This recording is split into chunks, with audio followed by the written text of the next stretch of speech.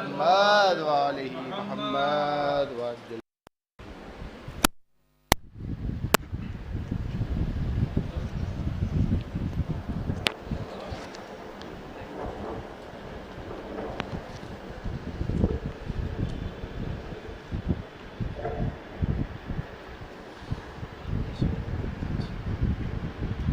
اللهم صل على محمد وآل محمد.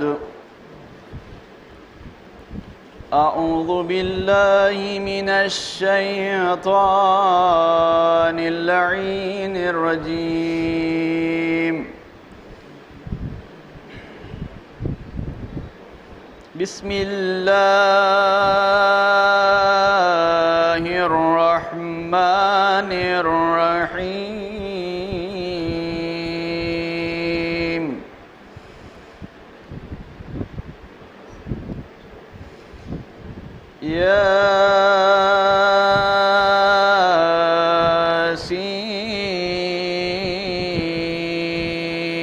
ياسين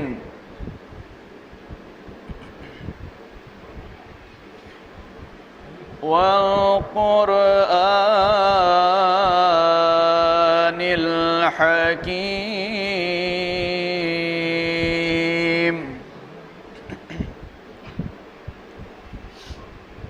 إنك لمن المرسلين على صراط مستقيم.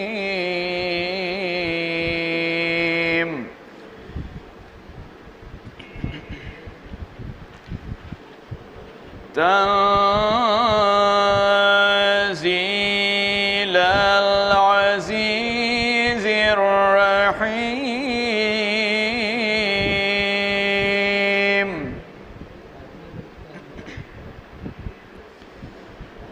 تنزيل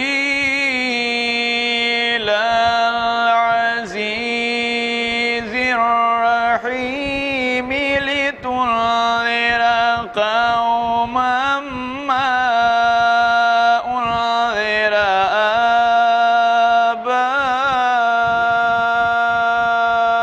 آباؤهم فهم غافلون.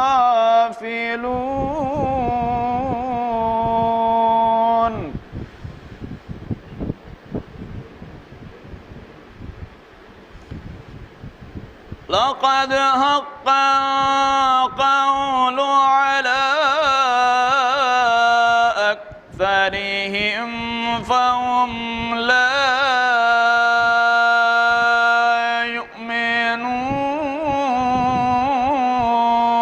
يؤمنون.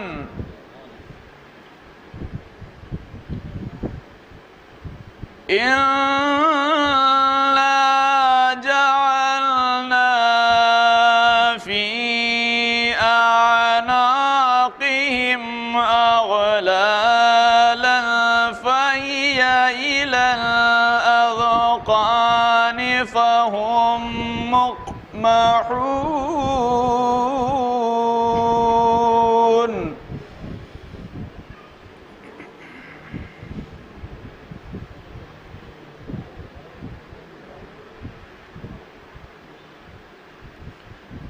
وجعلنا من بين أيديهم سدا ومن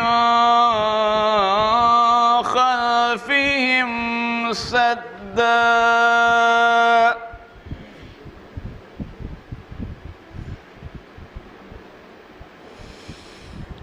وجعلنا من بين أيديهم سدا ومن خلفهم سدا فأغشيناهم فهم لا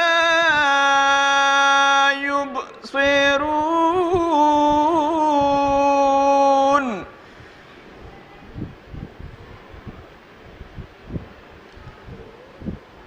وسواء عليهم أأنذرتهم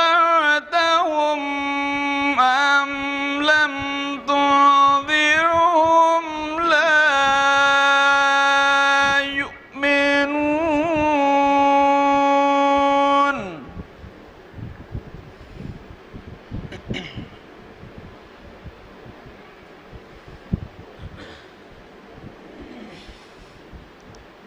إنما تنذر من اتبع الذكر وخشي الرحمن بالغيب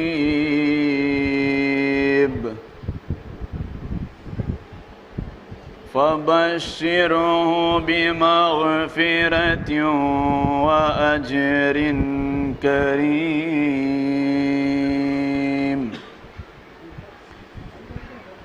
إنا نحن نحيي الموتى ونكتب ما قدموا وآثارهم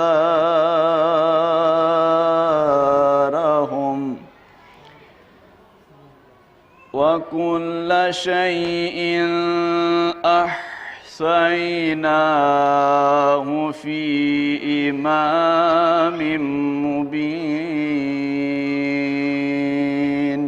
صدق الله العلي العظيم وصدق رسوله النبي الكريم. اللهم صل على محمد وآل محمد.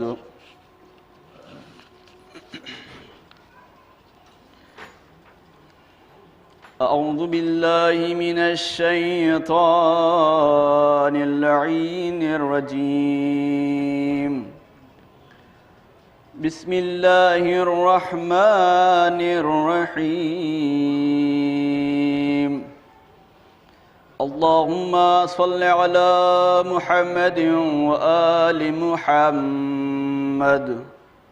اللهم صل على محمد وآل محمد. اللهم صل على محمد وآل محمد.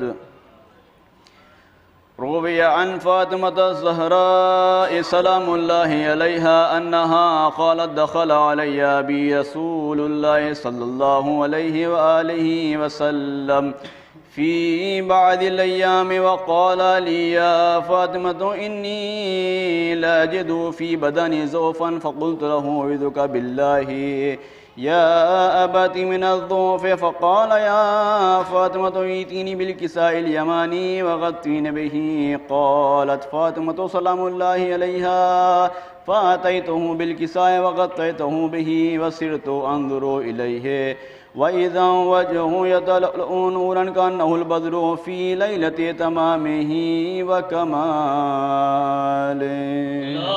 اللهم صل على محمد. قالت فاطمة سلام الله عليها فما كانت إلا ساعة وإذا بولدي الحسن قد أقبل وقال السلام عليك يا أمه. فقلت عليك السلام يا قرة عيني وثمرة فؤادي. فقال لي يا أمه إني أشم عندك راهية طيبة كأنها راهية جد رسول الله صلى الله عليه وآله. فقلت نعم إن جدك نائم تحت الكساء. فأقبل الحسن نحو الكساء وقال السلام عليك يا جده والسلام عليك يا رسول الله أتأذن لي أن أدخل معك تحت هذا الكساء؟ فقال له نعم قد أذنت لك. فدخل الحسن عليه السلام معه تحت الكساء. اللهم صل على محمد وآل محمد. قالت فاطمة سلام الله عليها فما كانت إلا ساعة وإذا بولدي الحسين عليه السلام قد أقبل وقال السلام عليك يا أمه. فقلت عليك السلام يا قرة عيني وثمرة فؤادي. فقال يا أماه إني أشم عندك راهية طيبة كأنها راهية جد رسول الله صلى الله عليه وآله. فقلت نعم إن جدك وأخاك نائمان تحت هذا الكساء. فدنا الحسين عليه السلام نحو الكساء وقال السلام عليك يا جداه والسلام عليك يا من اختاره الله وتأذن لي أن أكون معكما تحت هذا الكساء. فقال له نعم قد أذنت لك يا حسين. فدخل معهما الحسين تحت الكساء. اللهم صل على محمد وآل محمد. قالت فاطمة عليه السلام فما كانت إلا ساعة وإذا بأبي الحسن علي عليه السلام قد أقبل فقال السلام عليك يا بنت رسول الله. فقلت عليك السلام يا أمير المؤمنين. فقال يا فاطمة إني أشم عندك راهية طيبة كأنها راهية أخي وابن أم رسول الله. فقلت نعم ها هو مع ولديك نائم تحت هذا الكساء. فأقبل علي عليه السلام نحو الكساء وقال السلام عليك يا من اختاره الله وتأذن لي أن أدخل معكم تحت هذا الكساء. قال نعم قد أذنت لك. فدخل علي معهم تحت الكساء. اللهم صل على محمد وآل محمد.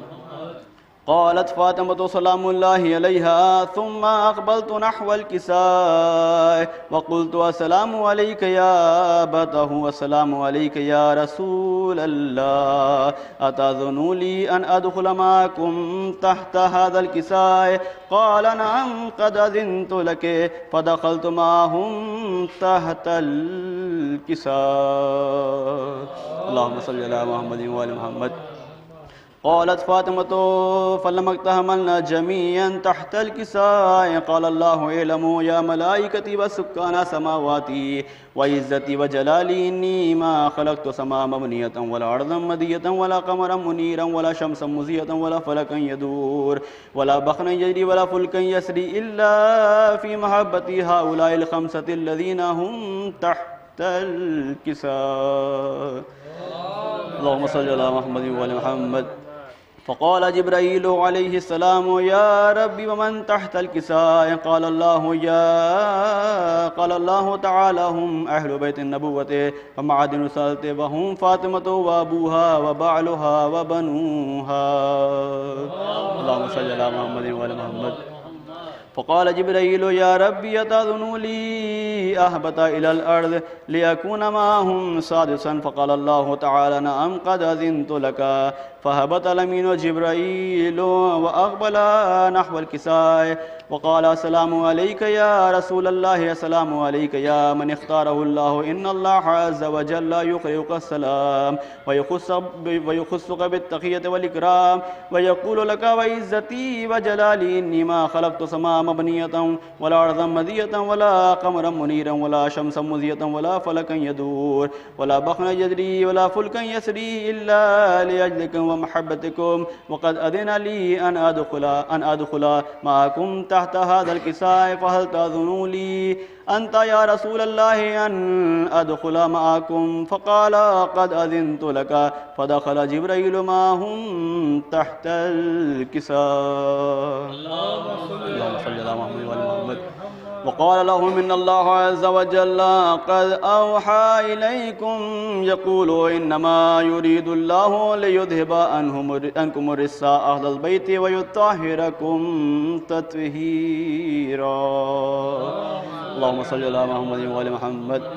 فقال علي عليه السلام يا رسول الله أخبرني ما لجلوسنا هذا تحت الكساء من الفضل عند الله تعالى. فقال النبي والذين بعثني بالحق نبيا واصطفاني برسالة نجيا ما ذكر خبرنا هذا في محفل أهل الأرض وفيه جم من شيعتنا ومحبينا إلا ونزلت عليهم الرحمة وحفت بهم الملائكة واستغفرت لهم إلى أن يتفرقوا.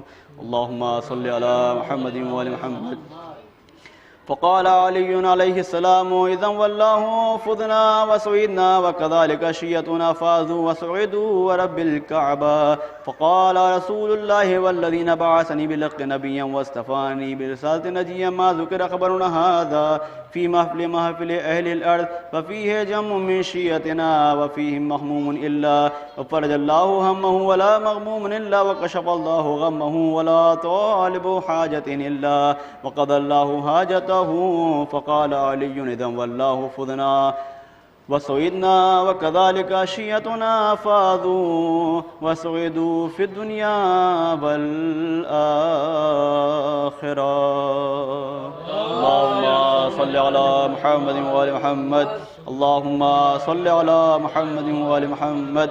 اللهم صل على محمد وآل محمد. اللهم إني أسألك بحق محمد وأنت المحمود وبحق علي وأنت العالى وبحق فاطمة وأنت فاطر السماوات والأرض وبحق الحسن وأنت المحسن وبحق الحسين وأنت قديم الإحسان وبحق الأئمة التسعة الطاهرين من ذرية الحسين عليهم الصلاة. اللهم صل على محمد وآل محمد.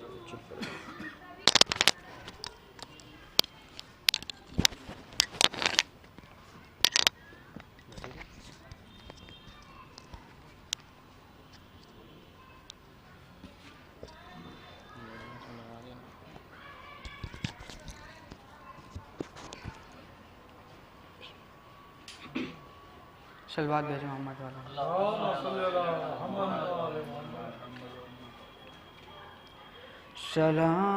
سلام خاک نشینوں پہ سوگواروں کا، غریب دیتے ہیں پرسا تمہارے پیاروں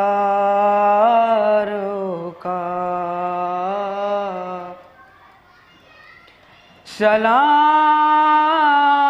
سلام ان پہ جنہیں شرم کھائے جاتی ہے، کھلے سروں پہ اسیری کی خاک آتی ہے. سلام اس پہ جو زحمت کش سلاسل ہے، مصیبتوں میں امامت کی پہلی منزل ہے.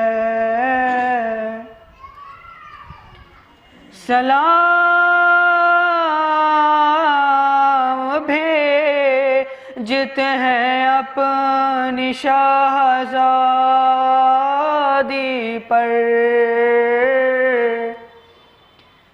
کہ جس کو سونپ گئے مرتے وقت گھر سرور.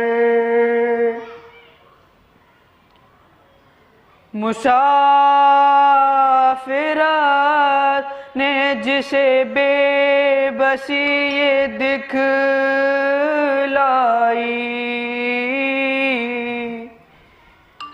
نثار کر دیے بچے نہ بچ سکا بھائی. اسیر ہو کہ جسے شامیوں کے نرگے میں حسینیت ہے سکھانا علی کے لہجے میں. سکینہ بھی تمہارے غلام حاضر ہے، بجھے جو پیاس تو اشکوں کے جام حاضر ہے، سلام خاک نشینوں پہ سوگواروں کا۔ صلوات۔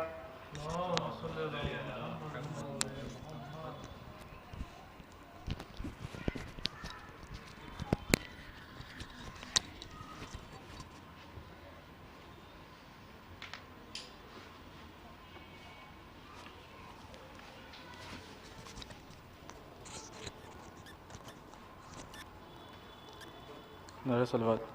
اللہم صلی علی محمد و آل محمد۔ مولا سجاد علیہ السلام پہ سلام۔ افسوس نبی زادیوں کا شام میں جانا،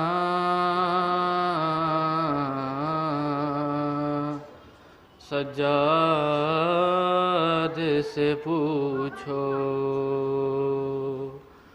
افسوس نبی زادیوں کا شام میں جانا، سجاد سے پوچھو، سر ننگے وہ ماں بہنوں کا دربار میں جانا،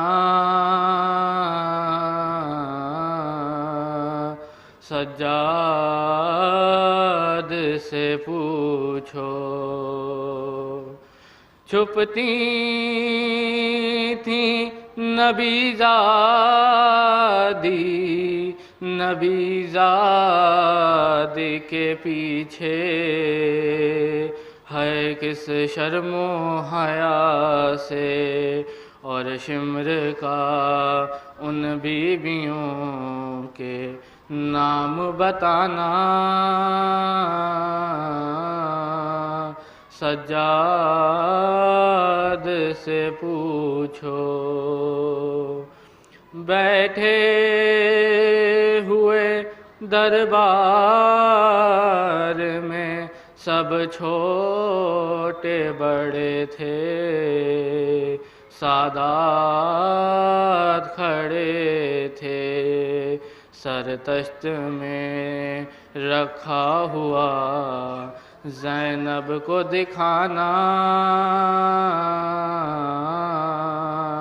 سجاد سے پوچھو، سجاد سے پوچھو، جب دختر شبیر نے زندان میں قضا کی، آفت کی گھڑی تھی، وہ ننھی سی میت کو بڑے ہاتھوں سے اٹھانا، سجاد سے پوچھو، افسوس نبی زادیوں کا شام میں جانا، سجاد سے پوچھو۔ نعرہ صلوات۔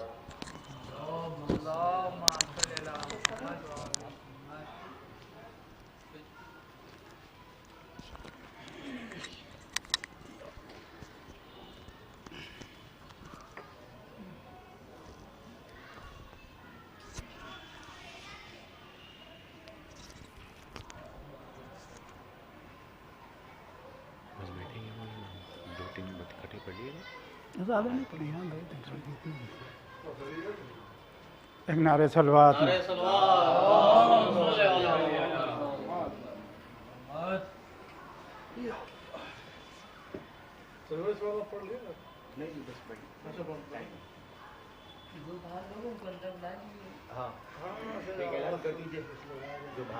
ہاں مومنین سے گزارش ہے کہ روزہ کاظمائٹ کے اندر تشریف لے آئیں۔ مولانا تشریف لا چکے ہیں، مجلس کا وقت ہو چکا ہے. ایک صلوات محمد والے چار مصرے کہ عبادتوں کا سلیقہ نہیں خرید سکا، عبادتوں کا سلیقہ نہیں خرید سکا، زمانہ میرا عقیدہ نہیں خرید سکا. امیر شام نے مفتی بہت خریدے مگر، امیر شام نے مفتی بہت خریدے مگر علی کا چاہنے والا نہیں خرید سکا، علی کا چاہنے والا نہیں خرید سکا. ایک صلوات محمد والے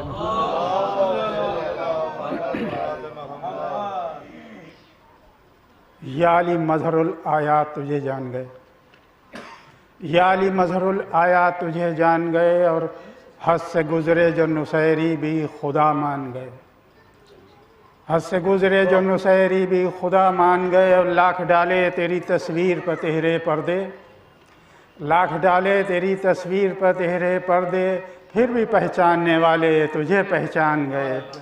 ایک صلوات محمد والے. مرقد میں انیس نہ وہ کفن میں ہوگا، مرقد میں انیس نہ وہ کفن میں ہوگا، وہ روضہ سلطان زمن میں ہوگا. چل کر گلزار کربلا میں ڈھونڈیں، چل کر گلزار کربلا میں ڈھونڈیں، بلبل کا مزار بھی چمن میں ہوگا. ایک اور نعرہ صلوات بھیجے محمد والے محمد. چار مصرے ایک بیت سماعت فرمائیں کہ منکر جو تیری پیاس کا ہے وہ ہوا کرے، منکر جو تیری پیاس کا ہے وہ ہوا کرے، اور تصنیف جس کا پیشہ ہے وہ بھی لکھا کرے. ہمت ہو اگر دل میں تو یہ حوصلہ کرے، آئے علم سے مشق سکینہ جدا کرے، آئے علم سے مشق سکینہ جدا کرے. یہ تشنگی آل کی وہ یادگار ہے، یہ تشنگی آل کی وہ یادگار ہے جو آج بھی برائے عدو ذوالفقار صلوات میں ہے محمد والے محمد پر.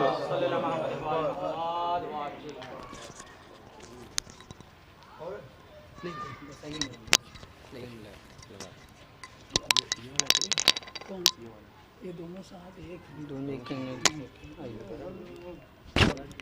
صبح بھی یہی معاملہ لگا دے اوپر ہی لگائیں گے.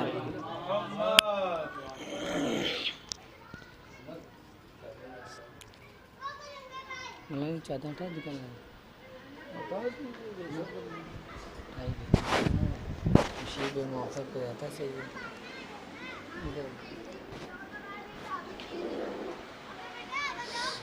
پنکھا بند کر دیجیے جی آواز.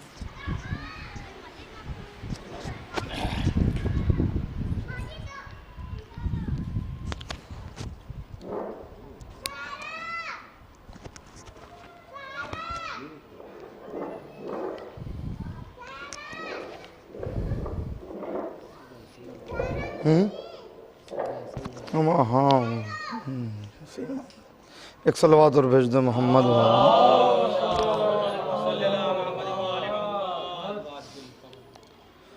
حضرات. ایک مرتبہ سورہ حمد اور 3 مرتبہ سورہ اخلاص کی تلاوت فرما کر مرحوم علی مہدی ابن مظفر علی شاہ کی روح کو بتصدق محمد والے محمد.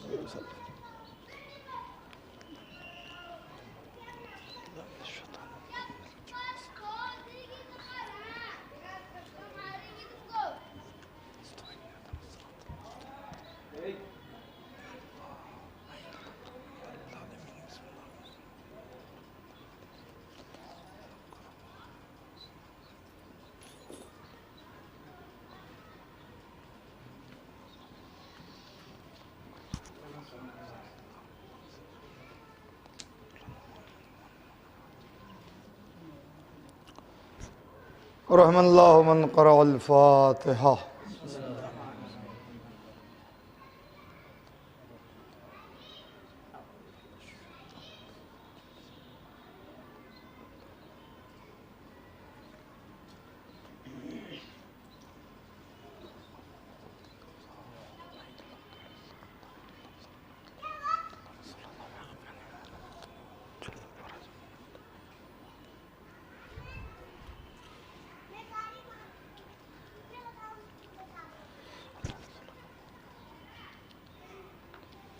اعوذ باللہ من الشیطان اللعین الرجیم بسم اللہ الرحمن الرحیم الحمدللہ الذی ہدانا لہذا وما كنا لنہتدی لولا ان ہدانا اللہ لقد جاءت رسل ربنا بالحق والصلاة والسلام على اشرف الانبیاء والمرسلین خاتم النبیین رحمت للعالمین محبوب رب المشرقین والمغربین جد الحسن والحسین بالقاسم محمد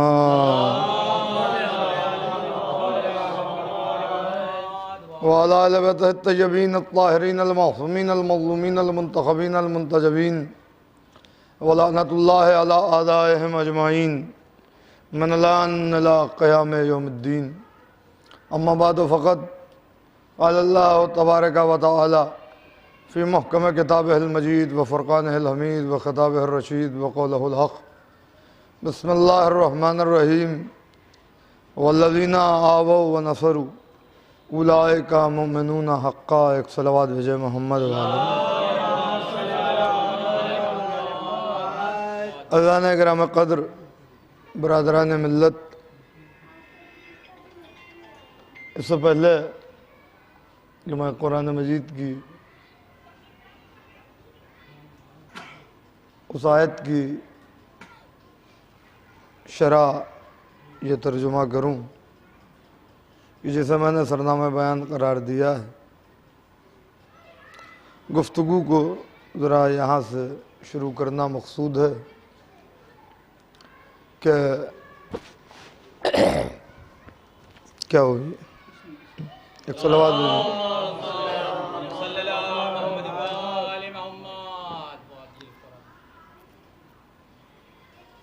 شیعان حیدر کرار میں کچھ نام علماء کے ایسے ہیں کہ جو زیادہ تر افراد ممبر سے بھی سنتے رہتے ہیں اور کہیں اگر مذہبی نشست ہوتی ہے تو وہاں بھی سنتے ہیں.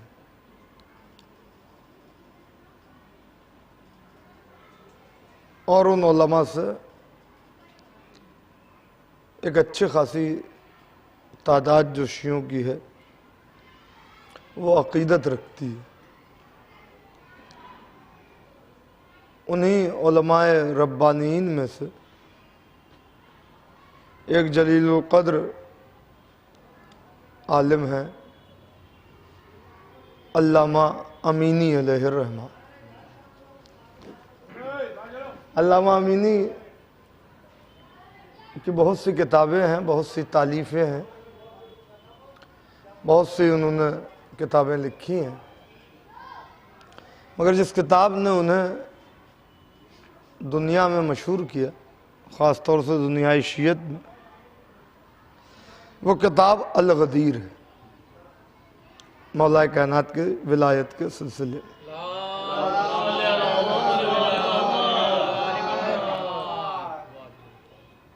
الغدیر کئی جلدوں پر ہے مشتمل یہ کتاب اور بڑی مشہور کتاب ہے. اردو ترجمہ بھی اس کا ہو چکا ہے. دو عالم ہیں جنہوں نے غدیر پر جو کتاب لکھی ہے، یعنی ولایت امیر المومنین پر، وہ کتاب نہیں ہے بلکہ پورا انسائکلوپیڈیا ہے. یعنی اگر اس کتاب کو پڑھا جائے تو ایک انسان جو تعصب نہ رکھے تو اسے ولایت کو سمجھنے میں اور غدیر کو سمجھنے میں کوئی دشواری یا پریشانی نہیں ہوگی. علامہ امینی اسی نام سے مشہور ہیں، حالانکہ ان کا اصل نام جو ہے وہ عبد الحسین ہے. علامہ امینی کا جو اصل نام ہے وہ عبد الحسین ہے. امینی ان کی عرفیت. وہ اسی امینی نام سے مشہور ہو۔ ہمارے شہر کو یہ فخر حاصل ہے، لکھنؤ کو، کہ علامہ امینی جب الغدیر لکھنے کا ارادہ کر رہے تھے تو وہ نجف سے، عراق سے یہاں لکھنؤ آئے اور ناصریہ لائبریری میں، یعنی آغروی صاحب کے دادا علامہ ناصر الملت علی اللہ مقامہ کی جو لائبریری ہے، وہاں باقاعدہ آ کر انہوں نے کتابوں کا مطالعہ کیا اور یہاں سے کافی مواد اور میٹر حاصل کیا۔ آج بھی آپ کو ناصریہ لائبریری میں اگر آپ جائیں گے تو وہ تصویر پرانی مل جائے گی جس میں علامہ امینی ہیں اور ان کے دائیں طرف اور بائیں طرف سید الملت علی اللہ مقامہ اور نصیر الملت علی اللہ مقامہ، یعنی ناصر الملت علی اللہ مقامہ کے دونوں فرزند، اور خود آغروی صاحب بھی پیچھے بہت ہی جوانی یا جس کو عالم کہتے ہیں اس میں موجود ہیں۔ بھاری بھرکم شخصیت تھی علامہ امینی کی، اور جس کتاب کا وہ خاص طور پر مطالعہ کرنے آئے تھے وہ تھی اباقات الانوار۔ میں نے کہا دو عالم گزرے ہیں دنیائے شیعت میں جنہوں نے ولایت پر جتنی مفصل کتاب لکھی ہے اتنی کسی نے نہیں لکھی، یہ حقیقت۔ اباقات الانوار جو کتاب ہے اس کے لکھنے والے آیت اللہ ناصر الملت کے والد، جن کی قبر غفران ماب میں موجود ہے، اور سعادت حاصل کیا کریں ان کی قبر پر جا کر فاتحہ پڑھنے کی، بہت بڑی ہستی، بہت بڑے عالم، جن کی کتاب آج بھی نصاب میں شامل ہے، اباقات الانوار۔ ناصر الملت کے والد علامہ حامد حسین کنتوری علیہ الرحمہ نے لکھی۔ میرے کہنے کا مقصد یہ ہے کہ ولایت کے سلسلے میں دو کتابیں مشہور ہوئیں، ایک علامہ امینی کی اور ایک سرکار حامد حسین کی۔ جس نے سب سے پہلے ولایت پر کتاب لکھی وہ حامد حسین تھا، جس نے ایک عرصے کے بعد پھر ولایت پر کتاب لکھی وہ عبد الحسین تھا۔ میں بہت توجہ چاہ رہا ہوں، ایک کا نام حامد حسین، ایک کا نام عبد الحسین، دونوں نے غدیر پر لکھ کے بتا دیا کہ سمجھ لو کیا ہے مقصد حسین۔ ایک صلوات بھیج دیں محمد و آل محمد۔ بالکل نئے جہز سے میں آپ سے بات کر رہا ہوں۔ میں بہرحال یہ آج میرے لیے ایک سعادت ہے، اتوار کا دن ہے اور اس دن کو یوم الاحد بھی کہا جاتا ہے عربی میں، اور یہ دن مولا کائنات سے منسوب ہے، تو یہ مولا کی طرف سے سعادت حاصل ہے کہ کاظمین میں اس وقت مجھے دو معصوموں کے حرم میں ایک ہی دن میں دو مجلسیں پڑھنے کی سعادت حاصل ہو رہی ہے، تو یہ بھی ایک شرفی کی بات ہے، مقدر ہے۔ دن میں بھی مجلس پڑھی اور اس وقت بھی مجلس پڑھی، اور کیفیت دونوں جگہ برابر، اس وقت بھی پنکھا نہیں چل پا رہا تھا اور ابھی بھی نہیں چل رہا ہے۔ بہرحال آپ ولایت کی ٹھنڈی ہوا تھوڑی دیر محسوس کر لیں تو میں بات کر لوں گا۔ ایک صلوات اور بھیجے محمد والے، ایک بلند ترین صلوات اور بھیج دیں محمد والے محمد۔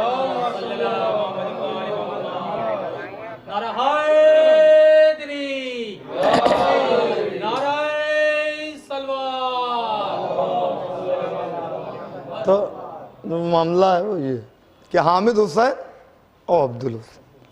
اب مجھے جو بات آپ سے کرنی ہے اس تھوڑی دیر میں، بہت زیادہ لمبی چوڑی تقریر کا دیکھیں نہ موقع ہے اور نہ محل، اگرچہ موضوع ایسا ہے کہ جس کے لیے میں مجھ جیسا طفل مکتب بھی یہ سمجھتا ہے، طالب علم بھی، کہ کئی مجلسیں درکار ہیں، ایک مجلس میں بات نہیں ہو سکتی، مگر میرا کچھ دل چاہ رہا ہے کہ میں کچھ آپ سے بات کروں ایک الگ نوعیت سے۔ علامہ امینی کی جو مشہور زمانہ کتاب ہے الغدیر، اس کی 7ویں اور 8ویں جلد، جو 2 جلد ہیں، اس میں انہوں نے پوری کتاب سرکار ابو طالب کو صلوات بھیجنا محمد والے محمد پر، یعنی حضرت ابو طالب کو نظر کی، یعنی وہ 2 جلدیں جو ہیں وہ صرف حضرت ابو طالب پہ کتاب لکھ رہے ہیں مولا علی کی ولایت پر، اور اس میں سرکار ابو طالب کی فضیلت پر 2 جلدیں لکھنا اس بات کی دلیل ہے کہ علی کی ولایت کو سمجھنے کے لیے ابو طالب کی معرفت ضروری ہے۔ اگر ابو طالب کی معرفت نہیں ہوگی تو امیر المومنین کی ولایت سمجھ میں نہیں آئے۔ میں بہت بڑی بات کہہ رہا ہوں، اور جن لوگوں نے مجھے داد دی انہیں میں اپنی طرف سے داد دے رہا ہوں۔ دیکھیے میں نے کیا کہا کہ اگر سرکار ابو طالب کی معرفت نہیں تو امیر المومنین کی ولایت سمجھ میں نہیں آ سکتی ہے۔ اس کی دلیل یہ ہے کہ جن کو ابو طالب کے ایمان پر شک ہوتا ہے ان کی اذان میں علی ولی اللہ نہیں ہوتا۔ ایک صلوات بھیجے محمد و آل محمد، سمجھ رہے ہیں؟ جہاں سرکار ابو طالب کے ایمان پر کامل یقین ہوتا ہے وہیں علی ولی اللہ، یعنی یہ رشتہ جو ہے اس کو سمجھنے کی کوشش کریں۔ نعرہ حیدری، نعرہ سلوات۔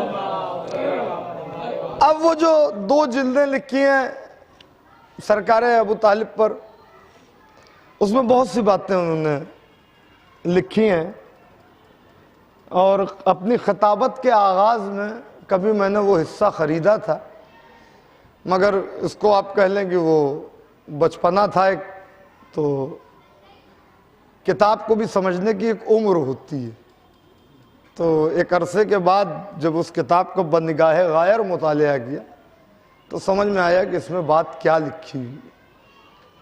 علامہ امینی نے اس میں ایک باب قائم کیا ہے۔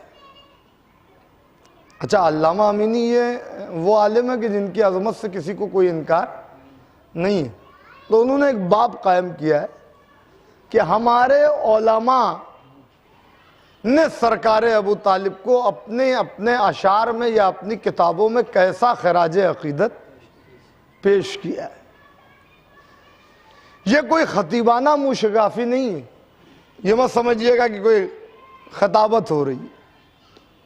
منو ان میں آپ کو وہی بتانے والا ہوں کہ آج جو بڑے بڑے علماء یا مراجع آپ کو نظر آتے ہیں، وہ جن علماء کی جوتیاں اٹھانے میں اپنے لیے فخر محسوس کرتے تھے، ان علماء کی کتابوں میں سرکار ابو طالب کی شان میں کیا جملہ لکھا ہوا محسوس کیجئے گا۔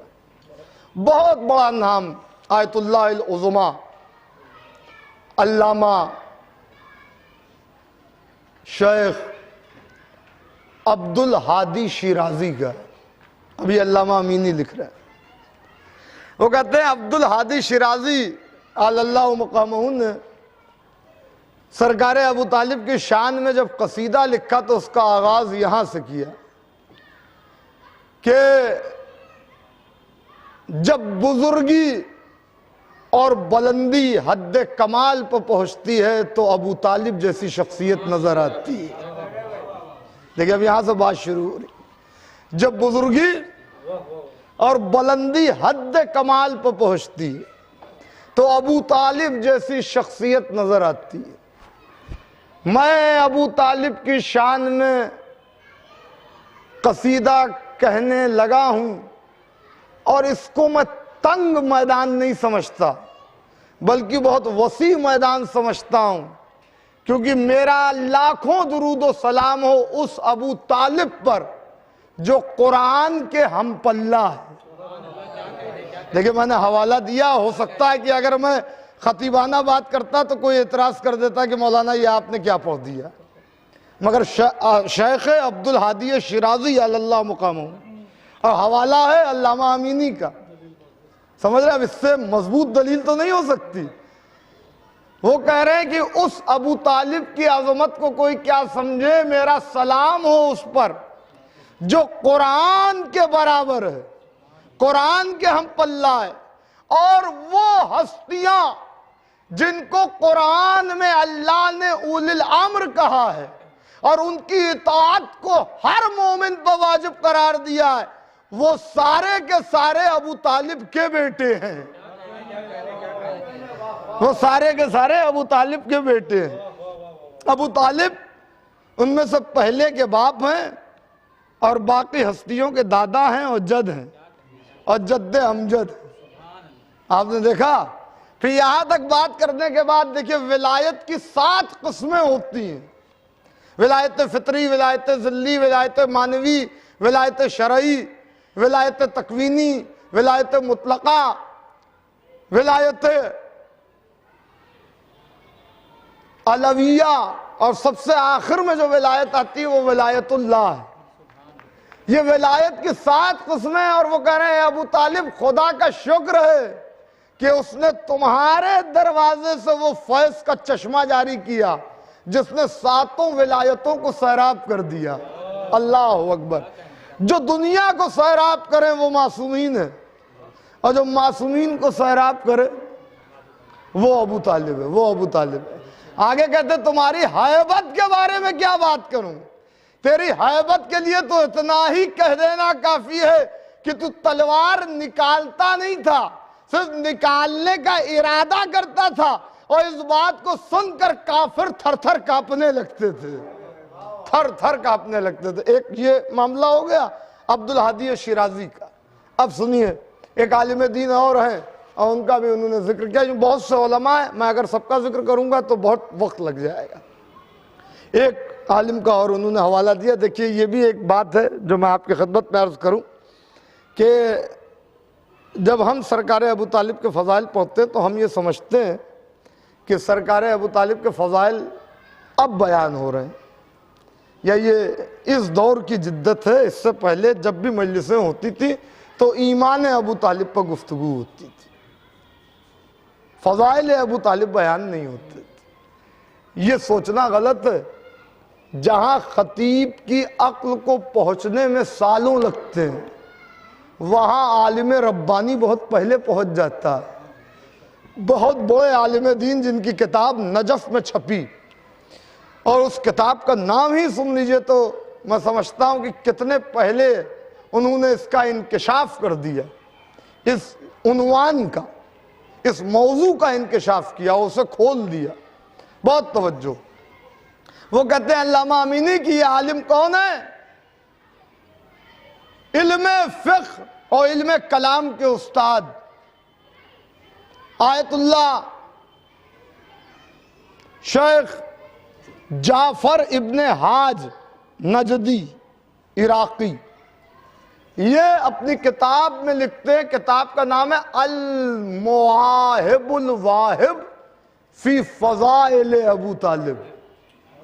دیکھیے کتنے پہلے عالم اور فضائل ابو طالب پر کتاب لکھ رہا ہے، اور اس میں وہ کہتے ہیں کہ ابو طالب اس ہستی کو کہتے ہیں جس کے چہرے کے نور سے مکہ روشن ہو گیا۔ ایک صلوات بھیجے محمد و آل محمد۔ آپ نے دیکھا، جس کے چہرے کے نور سے مکہ روشن ہو گیا، اس ہستی کو ابو طالب کہتے ہیں، اس ہستی کو ابو طالب کہتے ہیں۔ پھر وہ کہتے ہیں کہ اس ابو طالب کی، اللہ اکبر، میں نہیں سمجھتا کہ میں اس جملے کو کہاں تک پہنچا پاؤں گا، مگر جملہ بالکل منوان آپ کے حوالے کر رہا ہوں جو علامہ امینی نے لکھا۔ اس کتاب کا ترجمہ ابو طالب مظلوم تاریخ کے عنوان سے ایک حصہ اس کا ترجمہ بھی ہے، جو 6 اور 7ویں جلد ہے الغدیر کی۔ سنیے، وہ کہتے ہیں فضیلتیں بیان کرتے کرتے کہ میری نظر میں یا کسی بھی آنکھ میں جواں مردی اور شجاعت مجسم ہو کے جب کسی ایک بدن میں نظر آئے تو اس بدن کی روح کو ابو طالب کہتے ہیں، اس بدن کی روح کو ابو طالب کہتے ہیں۔ وہ مولائے کائنات نے کہ ذوالفقار نکلی تو مشرکین بھاگے، لوگوں نے اپنی جان بچائی۔ یہ کائنات کا واحد شجاع ہے ابو طالب کہ تلوار نکالتا نہیں تھا، صرف تلوار نکالنے کی بات کہتا تھا کہ ابھی تلوار نکالوں گا کہ پورا مکہ کانپنے لگتا تھا. یعنی ابو طالب کو نکالنے کی ضرورت نہیں پڑتی تھی. عجیب جملہ انہوں نے کہا ابو طالب نے اپنے نیام میں رکھی ہوئی لوہے کی تلوار کو زحمت نہیں دی، رسول کی نصرت کے لیے ان کے ارادے کی تلوار کافی تھی. ارادے کی تلوار کافی تھی. اب یہاں تک تو بات ہو گئی ہے، اور یہ میں آپ سے بہت تقاضا بھی نہیں کر رہا ہوں، جتنوں نے داد دی وہ قابل قدر ہے. مگر اب جو یہاں سے بات آ رہی ہے وہ سب کے لیے ہے. جو میری آواز باہر جا رہی ہے وہاں بھی اگر کچھ لوگ بیٹھے ہیں تو ان کے لیے بھی ہوگی. وہ کیا ہے وہ سنیے کہ اللہ اکبر، عجیب و غریب منزل ہے. وہ شجاعت کا عالم ہے کہ کسی نے آ کے سرکار ابو طالب کو خبر دے دی کہ رسالت مآب نظر نہیں آ رہے. وہ اتنا سنا سرکار ابو طالب گھر میں آئے بیت الشرف میں، صندوق سے 17 نئے چمکتے ہوئے خنجر نکالے اور نکال کے 17 غلاموں میں تقسیم کیے اور کہا تم سب اس خنجر کو اپنی عبا میں چھپا لو. اور اس کے بعد ہاشمی تلوار نکالی اور اسے نکال کے تاریخ کہتی ہے اب تک کے قاعدہ عربوں کا یہ تھا کہ وہ تلوار کو عبا کے اندر رکھتے تھے. یہ پہلا موقع تھا کہ جب ابو طالب نے تلوار کو عبا کے اندر نہیں رکھا بلکہ عبا کے باہر پٹکا باندھا کمر پہ اور وہاں تلوار کو رکھا. یعنی تلوار چمکتی ہوئی نظر آ رہی ہے. اور اس کے بعد سرکار ابو طالب نے اس طرف رخ کیا جہاں مشرکین مکہ کے سردار بیٹھے ہوئے ہیں. 17 سردار کعبے کے قریب بیٹھے ہوئے تھے، تکیہ لگا کے باقاعدہ مسند بچھی ہوئی تھی. ادھر سرکار ابو طالب نے اپنے 17 غلاموں سے کہا کہ ایک ایک غلام ایک ایک سردار کے پیچھے کھڑا ہو جائے. ایک ایک غلام ایک ایک سردار کے پیچھے کھڑا ہو گیا. سرکار ابو طالب بجلی کی طرح سے ان کے سامنے سے نکل گئے. چہرہ ہے کہ غضب سے بالکل سرخ ہوا جا رہا ہے، آنکھیں کہ جیسے دنیا کا غیظ و غضب ابو طالب کے دیدے میں سمٹ آیا ہے. اور لوگ دیکھ کر ابو طالب کو حیران اور پریشان ہے کہ کس عالم میں ابو طالب نکل رہے ہیں کہ تلوار کی یہ چمک ہے، جلال کی یہ دمک ہے، اور ابو طالب اس طرح برق رفتاری کے ساتھ ہمارے سامنے سے نکل گئے. آخر ماجرا کیا ہے؟ پہاڑ کے پیچھے دیکھا سرکار ابو طالب نے کہ سرکار رسالت مآب عبادت کر رہے ہیں. ایک مرتبہ مسکرائے، مسکرانے کے بعد سرکار رسالت مآب کو اپنی گود میں اٹھایا.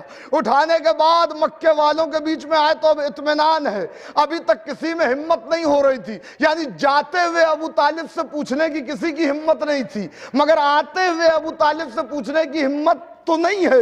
مگر ابو طالب کے چہرے کو دیکھ کر لوگوں نے اپنی طاقت کو سمیٹا کہ پوچھیں آخر ماجرا کیا ہے. سرکار ابو طالب کو چاہیے تھا کہ بات چھپا لے جاتے، مگر سرکار ابو طالب نے عجیب انداز اختیار کیا کہ جب عتبہ، شیبہ، ابو سفیان، ابو جہل یہ سب کے سب کھڑے ہو کر کے سارے ملائین کہتے ہیں اے سردار مکہ، ایسے عالم میں ہم نے آپ کو کبھی نہیں دیکھا، آپ اس طریقے سے نکل گئے. بات کیا تھی؟ کہا یہ میرا بھتیجا ہے، یہ اللہ کا نبی ہے، یہ اللہ کی امانت ہے. قسم خدا کی اگر آج یہ نہ ملتا تو تم اپنے پیچھے دیکھ لو، یہ جتنے غلام ہیں جو میرے کھڑے ہوئے خنجر لے کر کے چمکتے ہوئے، یہ ان سے میں نے کہہ رکھا تھا کہ اگر میرا محمد نہ ملے تو میرا انتظار نہ کرنا، ان سب کی گردنیں اڑا دینا. یہ شجاعت کا عالم ہے. جب شجاعت کا یہ عالم ہو، جب نصرت کا یہ جذبہ ہوتا ہے، تب قرآن کہتا ہے وَالَّذِينَ آوَوْا وَنَصَرُوا أُولَئِكَ الْمُؤْمِنُونَ حَقًّا. میرا حبیب جس نے آپ کو پناہ دی اور جس نے آپ کی نصرت کی، حقیقت میں وہی مومن ہے. ایک صلوات بھیج دیں محمد وآل محمد. حقیقت میں وہی مومن، وہی مومن ہے. اب یہاں جو ایک منزل کہ کیا ہے، ابو طالب کو اللہ نے کتنی امانتیں سونپ رکھی ہیں. اور کتنا امانت دار اللہ نے اپنی نگاہ میں سرکار ابو طالب کو سمجھا، اس کی کوئی بھی مثال یا کوئی بھی نظیر کہیں نظر نہیں آتی۔ دیکھیے حدیث نور آپ سنا کرتے ہیں، جہاں حضور نے فرمایا کہ اول ما خلق اللہ نوری، اللہ نے سب سے پہلے میرے نور کو خلق کیا۔ آگے حدیث اور ہے کہ انا وعلی من نور الواحد، میں اور علی اسی ایک نور سے۔ حضرت آدم سے لے کے سرکار عبد المطلب تک یہ نور واحد نے سفر کیا ہے۔ اگر آدم کی پیشانی میں یہ نور واحد نہ ہوتا تو اللہ کبھی آدم کے آگے فرشتوں کو جھکنے کے لیے نہ کہتا۔ سمجھ رہے ہیں؟ یہی نور واحد ہے جس نے سفر کیا، وہ پورا شجرہ ہے۔ میں جو کہنا چاہتا ہوں اس پر آپ نے توجہ کر لی تو آج کی مجلس کی شاید ایک بڑی بات ہو۔ یہ نور واحد طے ہے کہ اسلاب شامخہ سے ہوتے ہوئے، منتقل ہوتے ہوئے، سفر کرتے ہوئے اور دنیا میں مختلف انداز سے ظاہر ہوتا رہا۔ مگر جو کمال کی بات ہے وہ یہ ہے کہ جب یہ نور کسی نبی کی پیشانی میں رہا تو اس کی گود میں نہیں رہا۔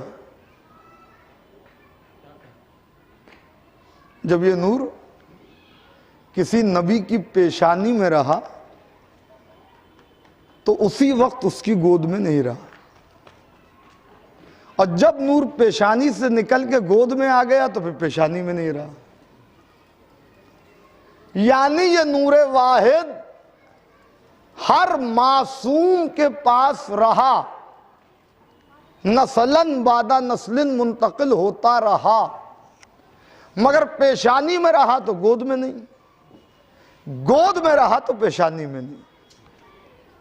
ابھی میں سامنے کی بات، ذی الحجہ کا مہینہ آنے والا ہے، بالکل سامنے کی بات۔ حضرت ابراہیم علیہ نبینا علیہ السلام شیخ الانبیاء، تمام انبیاء میں سرکار رسالت مآب کو چھوڑ کر حضرت ابراہیم سب سے افضل ہے۔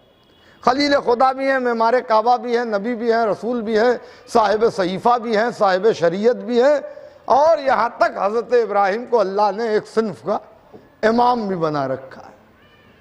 تو اب کتنے عظیم ہیں حضرت ابراہیم۔ مگر حضرت ابراہیم کی پیشانی میں نور رہا، جب اسماعیل دنیا میں آ گئے تو نور منتقل ہو کے اسماعیل کی پیشانی میں آ گیا، اور اسماعیل حضرت ابراہیم کی گود میں ہیں۔ اب ابراہیم کی پیشانی میں نور نہیں ہے، اب وہ تو گود میں ہے اسماعیل کی شکل میں اور اسماعیل کی پیشانی میں۔ یعنی اللہ کا طریقہ یہ رہا کہ نور واحد کا امین تو بنائیں گے، مگر ایک ہی وقت میں نور واحد گود میں بھی رہے اور پیشانی میں بھی رہے، یہ ممکن نہیں ہے۔ یا پیشانی میں رہے گا یا گود میں رہے گا۔ سرکار ابو طالب اپنے بیت الشرف سے باہر آ رہے ہیں، ایک صاحب عرفان نے ابو طالب کو دیکھا، بھائی بہت توجہ چاہ رہا ہوں، صاحب عرفان نے ابو طالب کو دیکھا اور دیکھنے کے بعد کہا السلام علیکہ یا ذو النورین، اے دو نوروں والے آپ پر میرا سلام۔ ہائے ہائے اللہ اکبر، بھائی میں اس سے زیادہ نہیں پڑھ سکتا۔ السلام علیکہ یا ذو النورین، اے دو نوروں والے آپ نے غور ہی نہیں کیا یار، حضرت ابو طالب کا نام عمران ہے، عمران ذو النورین ہے، عثمان ذو النورین نہیں ہے۔ ارے میں کچھ کہہ رہا ہوں، لکھنؤ میں ہو گیا آپ خاموش بیٹھے۔ دشمن نے کیا سازش کی، عمران کی جگہ عثمان نام رکھ دیا اور کہا وہ ذو النورین تھے۔ کیوں تھے؟ کہا نبی کی دو بیٹیاں ان کے پاس تھی۔ بھائی سبحان اللہ، آپ نبی کو تو نورانی تسلیم نہیں کرتے، اور نبی کی بیٹی کسی کے پاس چلی جائے تو اسے ذوالنورین کہنا شروع کر دیتے ہیں۔ ذوالنورین ابو طالب ہے۔ اس نے کیوں کہا کہ اے دو نور والے آپ کو میرا سلام؟ کیونکہ اب تک طریقہ یہ تھا کہ نور یا پیشانی میں رہے گا یا گود میں رہے گا۔ یہ تنہا ابو طالب کی ذات ہے کہ جس کی گود میں رسول خدا ہے، پیشانی میں علی مرتضیٰ کا نور ہے۔ ایک صلوات بھیجے محمد و آل محمد۔ دیکھا آپ نے یہ منزل عجیب و غریب۔ بس عزیزو،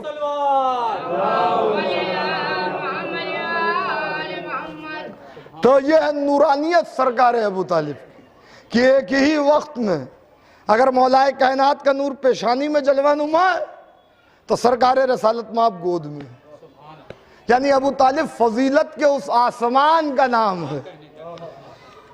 نہیں جملہ اور خوبصورت کر دوں بھئی، قرآن میں آپ پڑھتے رہتے ہیں وَالشَّمْسَ وَالضُّحَاهَا وَالْقَمَرِ اِذَا تَلَاهَا، سورج اور اس کی روشنی کی قسم، چاند کی قسم جو اس کے پیچھے پیچھے آتا ہے۔ یہ کیا عام سورج کی بات ہے یا عام چاند کی بات ہے؟ نہیں، بالکل نہیں، یہ عام سورج اور عام چاند کی بات نہیں ہے۔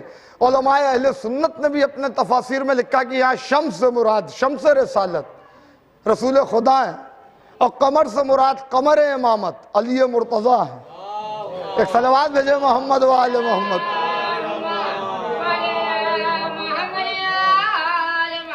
یعنی شمس رسالت رسول خدا، قمر امامت مولا کائنات، ابو طالب کی آغوش فضیلت کا وہ آسمان ہے کہ جہاں سے رسالت کا شمس بھی طلوع ہوتا ہے اور امامت کا قمر بھی ظاہر ہوتا ہے۔ ایک صلوات بھیج دے محمد و آل محمد۔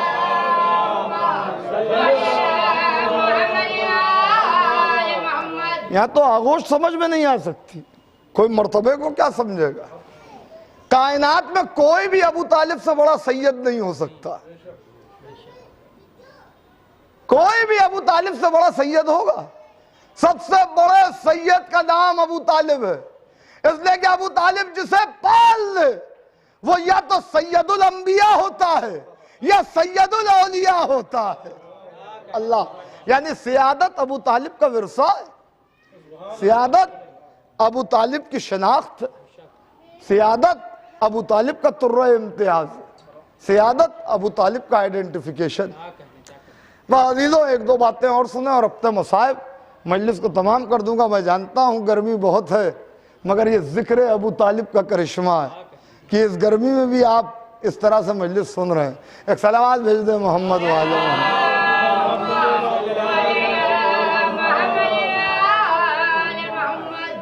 یہ مہینہ ذیقعد کا میرے 8ویں امام سے منسوب،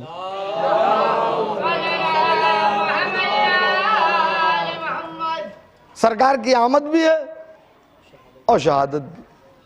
11 ذیقعد آمد ہے اور 23 ذیقعد شہادت، کل شب لگ جائے گی۔ آپ دیکھیے ہمارے ائمہ معصومین سرکار ابو طالب کے لیے جب کوئی بات ہوتی ہے تو جواب کیسا دیتے ہیں؟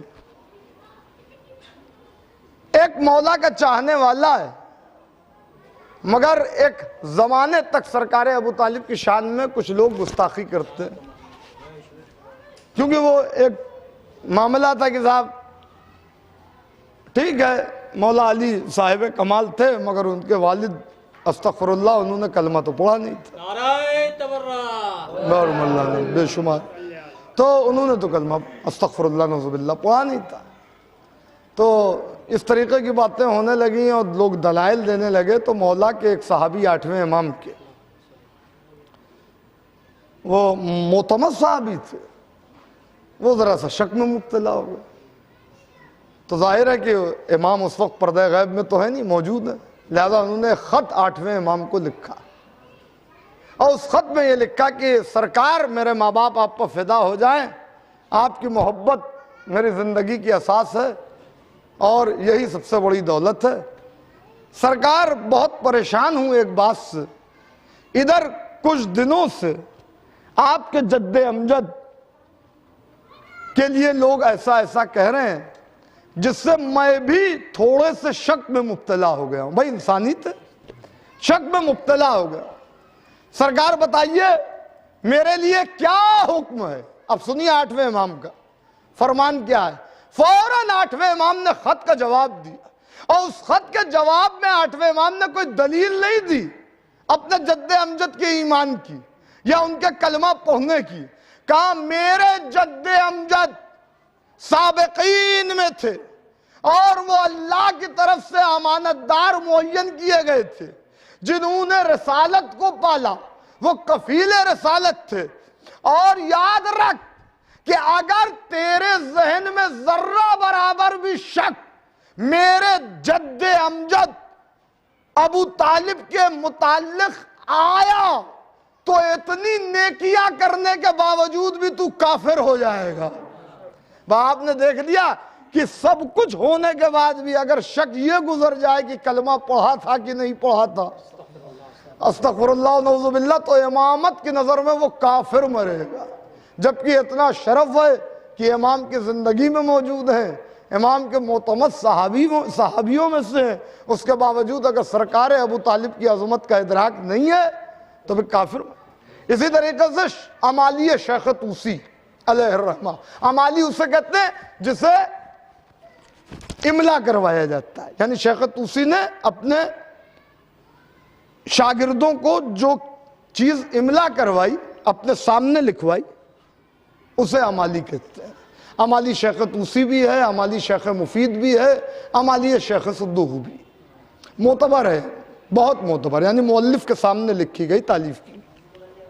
اب اس میں سنیے, امالی شیخ طوسی میں یہ جملے لکھے ہوئے کہ امیر المومنین بیٹھے ہیں ایسی جگہ پر جہاں گھاس اگی ہوئی اور کھلی ہوئی جگہ, کشادہ جگہ, اور امیر المومنین کے اصحاب امیر المومنین کو گھیرے ہوئے.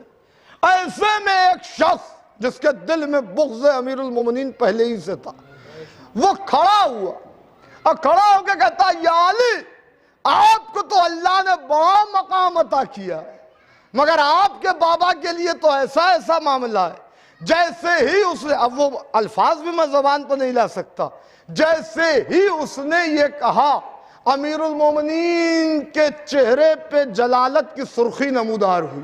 یعنی صحیفہ امامت پر جلالت کی سرخی آ گئی. گھور کے اسے دیکھا اور کہا اللہ تیرا منہ توڑ دے کہ تو ایسی بات کرتا ہے اور تیرا چہرہ بدرنگ ہو جائے, تو میرے بابا کے بارے میں پوچھتا ہے. سن, وہ اللہ جس نے مصطفیٰ کو نبی بنا کے مبعوث کیا اور جس کے قبضہ قدرت میں مجھ علی کی جان ہے, اگر قیامت کے دن میرا بابا ابو طالب تمام گناہگاروں کی شفاعت کرے گا تو اللہ میرے بابا ابو طالب کی وجہ سے ان تمام گناہگار شیعوں کو بخش دے گا, ان تمام گناہگار شیعوں کو بخش دے گا. اب بھلا کہیں ایسا بھی ہو سکتا ہے کہ جس کا بیٹا قسیم النار والجنہ ہو, یعنی جنت و جہنم کا بانٹنے والا ہو, اس کا باپ استغفر اللہ جہنم میں جائے گا؟ ارے وہ تو میرے بابا ہیں, وہ جنت میں نہیں جائیں گے تو جنت میں جائے گا کون؟ تو فکر کر اپنے باپ کی. ایک صلوات بھیجے محمد آل محمد. اور کیا آپ نے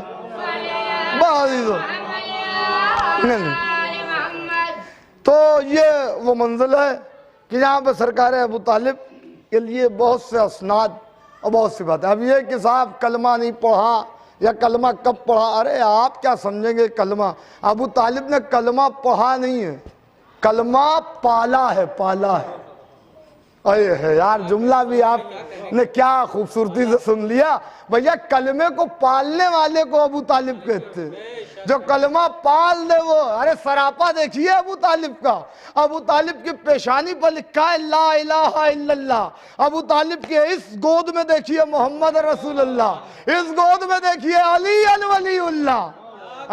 یعنی کیا مطلب؟ آخری وقت سرکار ابو طالب کے یہ جملے تھے اور دیوان ابو طالب میں بس شکل اشعار، یہ جملے سرکار ابو طالب کے موجود ہیں۔ یا شاہد اللہ علی فشہد انی علی دین النبی الاحمد، اے پروردگار تو گواہ رہنا میں محمد کے دین پر ہوں، میں محمد کے دین پر ہوں۔ بھلا اس جملے میں اور اشہد ان محمد رسول اللہ میں فرق کیا ہے؟ تو پھر مجھے کہنے دیجئے، یہ مت کہا کرو کلمہ نہیں پڑھا تھا، ہوش کے ناخن لو۔ یہ خاندان کلمہ پڑھنے نہیں آیا تھا، کلمہ پڑھوانے کے لیے آیا تھا۔ ایک صلوات بھیجے محمد و آلہ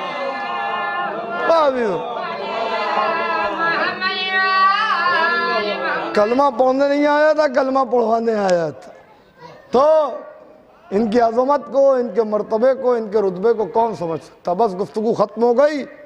عزیزوں، معاملہ یہ ہے کہ کہہ دیا جاتا اور میں اس سے انکار نہیں کرتا، ڈینائی نہیں کرتا، جو باتیں بزرگوں سے چلی آ رہی ہیں تو اس سے ڈینائی کرنا بھی نہیں چاہیے۔ آج کل ایک بڑا مسئلہ یہ بھی ہو گیا ہے کہ کچھ لوگ جو ممبر پہ آتے ہیں تو وہ رسومات پر اعتراض شروع کر دیتے ہیں، یعنی ان کی نظر میں یہ معاملہ رہتا ہے صاحب بزرگوں نے جو قائم کیا وہ ٹھیک نہیں تھا، آپ شریعت کے حساب سے دیکھیے۔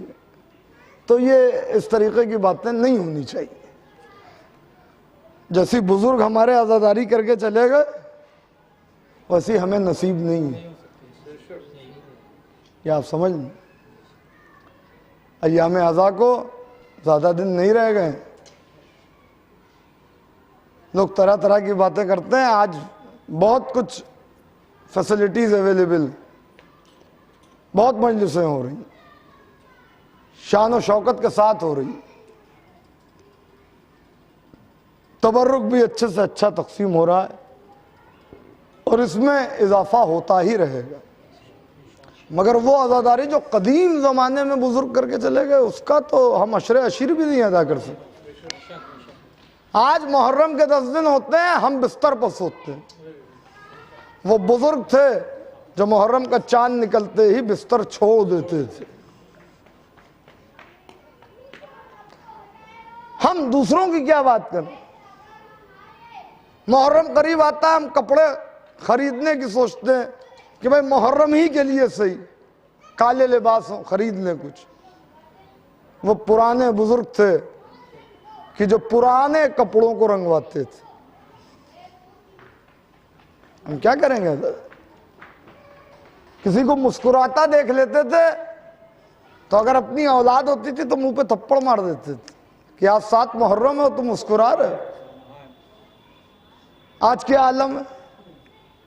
مجلس ختم ہوئی اور ہم بیٹھ گئے 4-5 لوگ، ایک جگہ پر گاسپنگ ہو رہی ہے، اسی میں لطیفے بھی سنا لیے جا رہے ہیں۔ ہم وہ عزاداری نہیں کر سکتے۔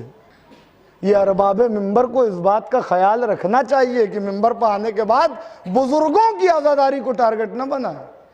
صاحب یہ ہو رہا ہے، وہ ایسے ہو رہا تھا، ویسے ہو رہا تھا۔ نہیں، دعا کیجئے کہ ویسی ہی عزاداری کرنے کی ہمیں توفیق ملے جیسی وہ کر کے چلے گئے۔ سمجھ رہے ہیں؟ یہ قیمتی اثاثہ، تو اس پر کوئی کمنٹ یا تبصرہ نہیں ہونا چاہیے۔ ایک بات ہے، اور زمانے کے لحاظ سے اتنا ہوتا ہے کہ جیسے جیسے زمانہ بڑھتا جاتا ہے اور ترقی ہوتی جاتی ہے تو لوگوں کے ذہن تھوڑا سا کشادہ ہوتے ہیں۔ تو ایک عرصے سے یہ بات مشہور ہے کہ 18 بنی ہاشم، میں اس سے کوئی انکار نہیں کر رہا ہوں، بالکل میں یہ مت سمجھیے گا کہ میں نے کچھ ایسی بات کہہ دی کہ 18 بنی ہاشم، مگر بنی ہاشم معاف کیجئے گا ایک وسیع دائرہ، ایک بہت بڑا سرکل ہے جسے بنی ہاشم ہے۔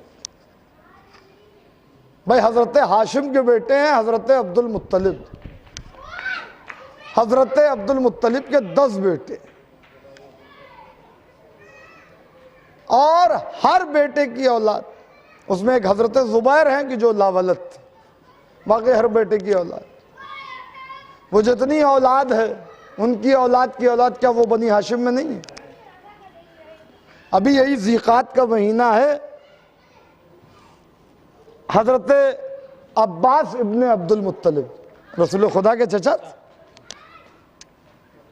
ان کے بیٹے حضرت عبداللہ ابن عباس، اس کے بعد ایک آدھ ہی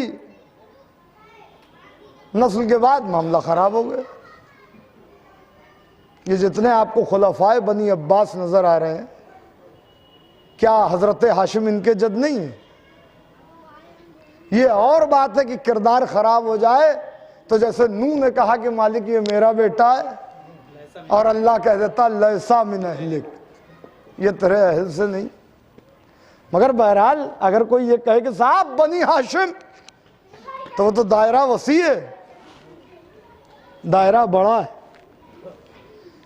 کربلا کے میدان میں دور مت جائیے، یہ بھی ایک پری پلانڈ معاملہ ہے کہ بنی ہاشم کہہ کے کریڈٹ کو ٹرانسفر کرو۔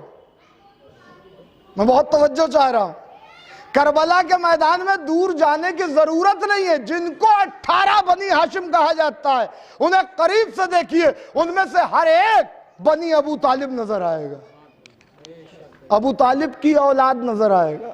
گنا دوں، ابھی یہ ذی الحج کا مہینہ آئے گا، شہادت تو کوفے سے شروع ہو گئی۔ ذبح عظیم کا مطلع اول جو ہے وہ حضرت مسلم ہے، حضرت مسلم ابن عقیل ابن ابو طالب، حضرت محمد ابن مسلم ابن عقیل ابن ابو طالب، حضرت ابراہیم ابن مسلم ابن عقیل ابن ابو طالب۔ آ جائیے کربلا کے میدان میں، حضرت جعفر ابن علی ابن ابو طالب، حضرت عون ابن علی ابن ابو طالب، حضرت عثمان ابن علی ابن ابو طالب، سرکار باب الحوائج ابن علی ابن ابو طالب، حضرت عبداللہ، حضرت عون ابن عبداللہ ابن جعفر ابن ابو طالب، حضرت محمد ابن عبداللہ ابن جعفر ابن ابو طالب، حضرت احمد ابن حسن ابن علی ابن ابو طالب، حضرت عبداللہ ابن حسن ابن علی ابن ابو طالب، حضرت قاسم ابن حسن ابن علی ابن ابو طالب، حضرت علی اکبر ابن حسین ابن علی ابن ابو طالب، حضرت علی اصغر ابن حسین ابن علی ابن ابو طالب، حضرت عبداللہ رضی ابن حسین ابن علی ابن ابو طالب، حضرت امام حسین ابن علی ابن ابو طالب۔ ارے کیا نظر آ رہا ہے؟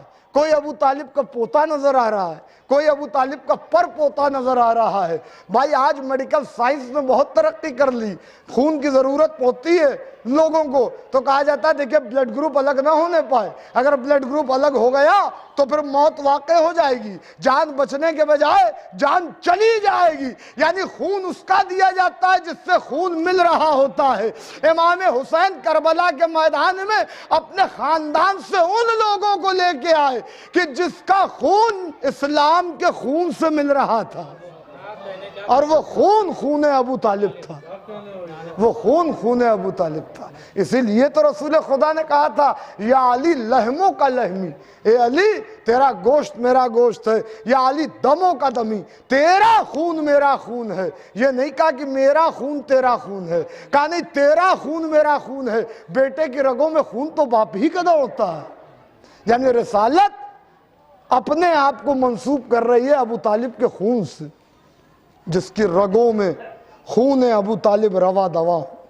وہ یا نبوت کا خاتم ہوتا ہے یا امامتوں کا مالک ہوتا ہے۔ آپ بات سمجھیے، یہ معاملہ ہے۔ یہ دراصل 18 بنی ابو طالب ہیں کہ جو کربلا کے میدان میں اپنی قربانیاں دے رہے ہیں۔ اور کیسی کیسی قربانی قسم خدا کی۔ کربلا کے میدان میں ہر سن کا ابو طالب ہے۔ ابو طالب نے نصرت کا وعدہ اپنی ذات تک کیا تھا، مگر قسم خدا کی اس نصرت کو، رسالت کی نصرت کو سرکار ابو طالب نے نسلوں کے حوالے کر دیا۔ ایک پوری نسل تیار کر دی رسالت کی حفاظت میں۔ یہاں عالم یہ ہے کہ ہر سن کا ابو طالب نظر آ رہا ہے۔ آئیے کربلا کے میدان میں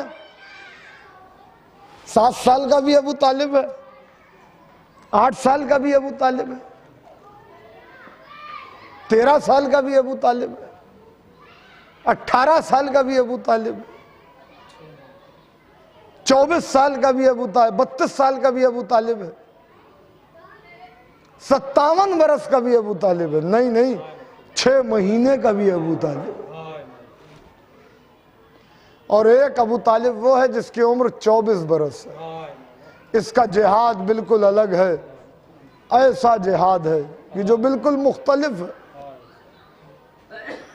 یہ کربلا سے شام تک جائے گا مخدرات عصمت کو لے کے، کہ جہاں بیویوں کے سر پر چادر نہیں ہوگی، اور ایسا ابو طالب ہے کہ ہاتھوں میں ہتکڑی ہے، پیروں میں بیڑی ہے، گلے میں توقع خاردار ہے، کمر میں لنگر ہے، اور سفر ہے کہ اللہ اکبر۔ اسی لیے امام کہا کرتے تھے جب ان سے کوئی پوچھتا تھا مولا سب سے زیادہ آپ پر کہاں مصیبت پڑ گئی، تو مولا رو کے کہتے تھے الشام الشام الشام۔ یہ امامت کا جملہ ہے، امام کا کلام کلاموں کا امام ہوتا ہے۔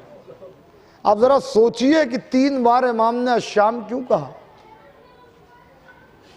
میں نہیں جانتا اس کے پیچھے کیا علت ہے، کیا وجہ ہے، کیا سبب ہے، مگر میرا دل کہتا ہے کہ شاید میرے امام نے 3 بار الشام اس لیے کہا کہ پہلے شام سے مراد بازار شام ہے، جہاں سیدانیوں کے سر پر چادر نہیں اور ہزاروں کا مجمع ہے، اور آواز دی جا رہی تماشائیوں آؤ تماشا دیکھو۔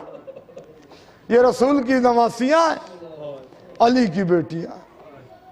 پہلے شام سے مراد بازار شام، دوسرے شام سے مراد دربار شام، کہ جہاں آئینہ بندی کی گئی اور بیویوں کے سر پر چادر نہیں، اور سر امام حسین کا تشت طلا میں رکھا ہے، اور یزید خیزران کی چھڑی سے بے ادبی کر رہا۔ یہ دربار شام۔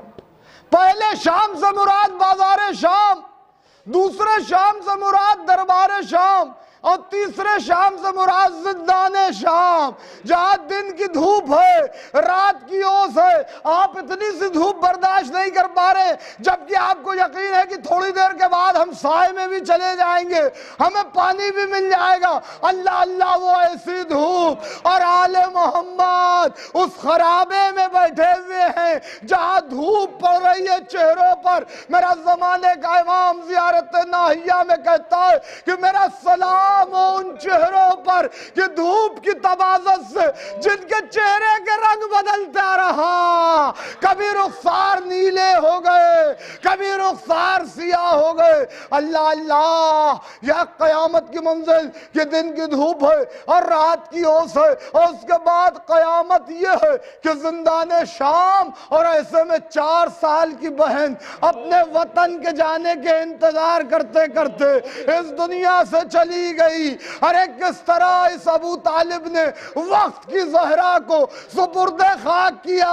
وہ علی تھے جب سیدہ کو سپرد خاک کر رہے تھے، ہاتھ کھلے ہوئے تھے مگر کانپ رہے تھے۔ یا رسول اللہ، سیدہ کی پسلیاں زخمی ہیں، علی کو معاف کر دیجئے گا۔ 2 ہاتھ برآمد ہوئے، لاؤ میری امانت مجھے دے دو۔ یہ وہ علی ہے جس کے ہاتھوں میں ہتکڑیاں ہیں، ہاتھوں میں بندھے ہوئے ہاتھوں میں ایک چھوٹا سا جنازہ ہے۔ اے بابا مجھے معاف کر دینا، میری بہن کا سینہ زخمی ہے۔ 2 ہاتھ قبر سے برآمد ہوئے، بیٹا سجاد لاؤ میری امانت کو میرے حوالے کر دو۔ وا محمدہ، وا علیہ، وا فاطمہ، وا حسین، علی لعنت اللہ وعلی القوم الظالمین، وَسْيَعْلَمُ الَّذِينَ ظَلَمُوا أَيَّ مُنْقَلَبٍ يَنْقَلِبُونَ۔ الہی بحق زہرا وَأَبِيهَا وَبَالِهَا وَبَنِيهَا، پروردگارہ تجھے محمد والے محمد کا واسطہ ہمارے ذکر خیر کو قبول فرما۔ مالک تجھے محمد والے محمد کا واسطہ ہم کو آخری دم تک کے مودت اہل بیت میں ثابت قدم، پروردگارہ تجھے محمد والے محمد کا واسطہ، جہاں جہاں بھی شیعان حیدر کرار ہیں ان کی جان و مال اور عزت و آبرو و ناموس کی حفاظت فرما۔ میرے مالک تجھے محمد والے محمد کا واسطہ مرحوم کی روح کے درجات کو بلند سے بلند در فرما۔ میرے مالک ان کے اعزاء و قارب اور مرحوم کے بچوں کو کربلا والوں کے صدقے میں صبر جمیل عطا فرما۔ پروردگارہ ظلم و ظالمین کے خاتمے کے لیے اور خصوصاً کربلا والوں کے خون کے انتقام کے لیے ہمارے بار میں سرکار کے ظہور میں تعجیل فرما اور ہمارا شمار ان کے اعوان و انصار میں کر۔ آپ حضرات سے پھر گزارش ہے کہ 1 مرتبہ سورہ حمد اور 3 مرتبہ سورہ توحید کی تلاوت فرما کر مرحوم علی مہدی ابن مظفر علی شاہ کی روح کو بتصدق محمد والے محمد کے ساتھ۔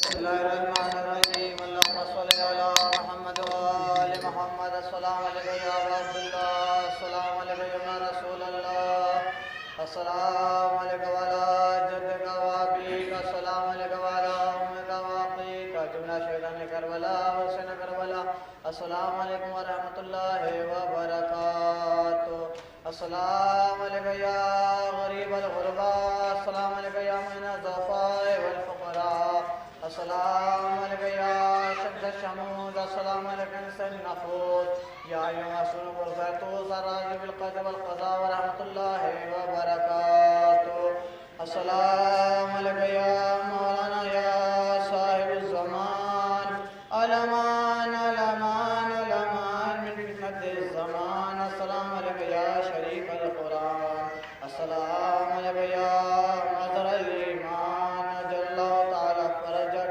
وسأل الله مخرجك وظهورك ورحمة الله وبركاته